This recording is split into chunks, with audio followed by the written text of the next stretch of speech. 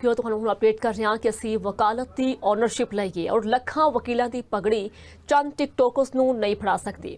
Chairman Punjab ਬਾਰ executive committee ਜ਼ਬੀਉल्ला Khan नागरा ਦੀ ਸਨ news ਨਾਲ ਗੱਲਬਾਤ ਕਿਹਾ ਕਿ ਟਿਕਟੋਕਰ ਵਕੀਲ ਵੰਡ ਪਾ ਲੈਣ ਵਕਾਲਤ ਜਾਂ ਟਿਕਟੋਕ ਨਹੀਂ ਤਾਂ ਲਾਇਸੈਂਸ ਵਾਪਸ ਕਰ ਦੇਣ। ਪਾਬੰਦੀ ਦੀ ਖਿਲਾਫ ਵਰਜ਼ੀ ਤੇ ਪਰਚੇ ਕਟਾਵਾਂਗੇ। ਚੇਅਰਮੈਨ ਪੰਜਾਬ ਬਾਰ ਐਗਜ਼ੈਕਟਿਵ ਕਮੇਟੀ ਨੇ ਦੱਸ ਦਿੱਤਾ।